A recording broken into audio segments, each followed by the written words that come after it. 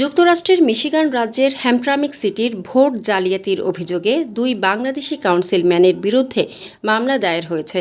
তারা হলেন কাউন্সিলম্যান মোহাম্মদ কামরুল হাসান ও মুহতাসিন সাদমান। এই দুই কাউন্সিলম্যান নির্বাচন জালিয়াতে দোষী সাব্যস্ত হয়েছেন। 2023 সালের 11 অগাস্ট হ্যামট্রামিক সিটি কাউন্সিল নির্বাচনে জালিয়াতি ও ব্যালট হারভেস্টিংয়ের অভিযোগ উঠে। আদালতের রেকর্ড অনুযায়ী তাদের বিরুদ্ধে মোট 8টি অভিযোগ দায়ের হয়েছে, যার মধ্যে 6টি ফৌজদারি। ফক্স টু ডেট্রয়েট এবং দ্য হ্যামট্রামিক রিভিউ সূত্রে জানা যায়, মোহাম্মদ কামরুল হাসানের বিরুদ্ধে রয়েছে অ্যাবসেন্টি ব্যালট, আবেদনপত্রে স্বাক্ষর জালিয়াতি, নির্বাচনী আইনের অধীনে জালিয়াতি, অ্যাবসেন্টি ব্যালটের আবেদনে মিথ্যা বিবৃতি প্রদান। মুহতাসিন সাদমানের বিরুদ্ধে রয়েছে 5টি জালিয়াতির অভিযোগ।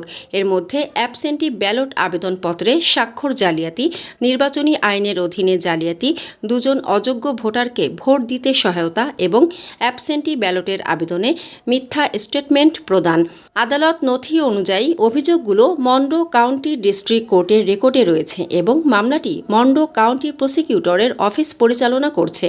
প্রতিটি অভিযোগে সর্বোচ্চ 5 বছরের কারাদণ্ড হতে পারে। সম্প্রতি পেনসিলভেনিয়ার মিলবর্ন শহরে দুই বাংলাদেশি আমেরিকানকে একই অভিযোগে দণ্ড দেয়া হয়েছে। এর আগেও নিউ জার্সির প্যাটারসনে বাংলাদেশি প্রার্থীদের বিরুদ্ধে অনুরূপ অভিযোগ উঠেছে। এই সব খবর শুধু আইনগত দৃষ্টিকোণ থেকে নয়, সামাজিক ও নৈতিক দিক থেকেও প্রবাসী কমিউনিটির জন্য গভীর উদ্বেগের কারণ।